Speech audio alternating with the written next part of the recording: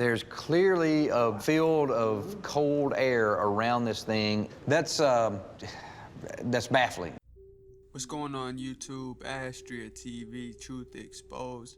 Today we're going to be talking about the UFO and paranormal connections. Let's get into it.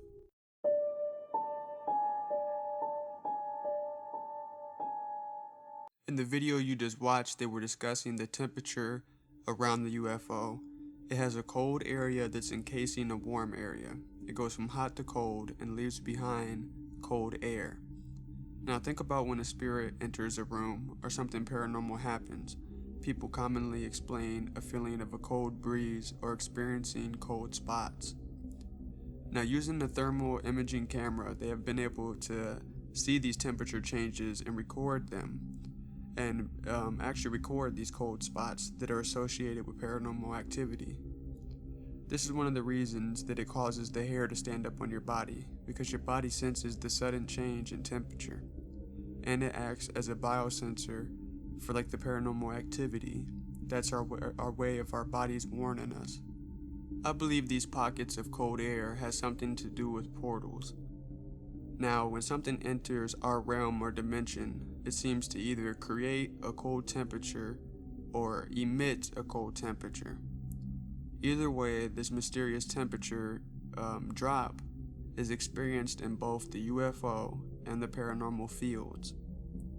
Now to take it a step further, when a negative spirit is present, it gives off a foul odor, a smell that's like rotting flesh, like death.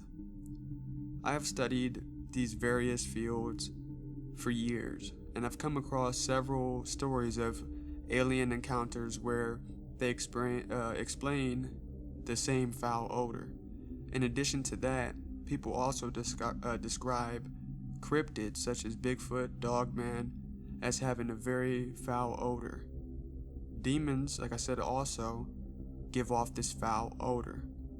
So why is it that demons give off a foul odor along with the aliens, the cryptids, and these unexplained creatures or phenomena, whatever you want to call it? Why do the UFOs give off cold air along with spirits giving off cold air? Are you starting to see the connection now? Now, I don't really believe in coincidence, but if one thing matched up, maybe you could explain that as a coincidence. But when it's multiple aspects that are lining up, that's called fact. That's called it cannot be denied. So let's continue. UFOs are literally caught on camera, appearing out of thin air, and just as quick as it came, boom, it vanishes. What does that sound like? That sounds like a spirit. They appear briefly, they materialize, and then they fade away, slowly dematerializing or disappearing. Now, we're not done yet, let's keep going. People capture orbs on camera all the time. Some of this can be confirmed as insects or dust, but I've seen authentic photos with my own eyes about the orbs. UFOs can also appear as orbs or balls of light, just a lot larger. They appear as transparent balls or balls of light, exactly the same as the spirits in photographs.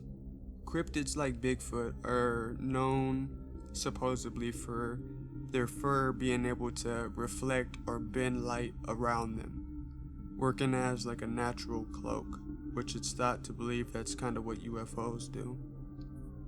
These beings are associated with portals that can be seen in photographs and with special cameras, like I talked about the thermal imaging, the negatives, etc. These portals allow them to come and go. This is also said to be what happened to some of the missing 411, that these creatures come in through a portal that stays open for them to leave. And some of these people, since they can't see it with the human eye, they entered one of these portals without knowing, walked right into it. I have yet to come across any other person or channel that connects all of these dots. And it seems like I'm the only person that's noticing it, which is crazy to think because it's so obvious. What we call spirits just so happen to have the same abilities and properties as UFOs. UFOs just so happen to have the same abilities and capabilities that cryptids possess. The foul odor, the temperature drop, the orbs, the materializing.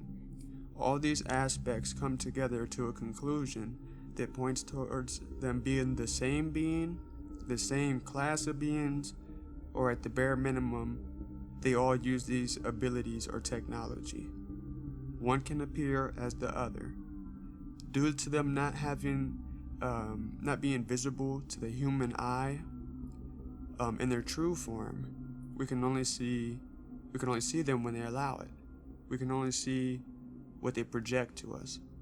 Until technology is advanced, we won't have a way to determine what or who they are. But I have a good guess. These spirits are the fallen ones, the watchers, those cast out of the heavens and sent to earth. Some people call them the Anunnaki, others call them demons. I call them the fallen angels.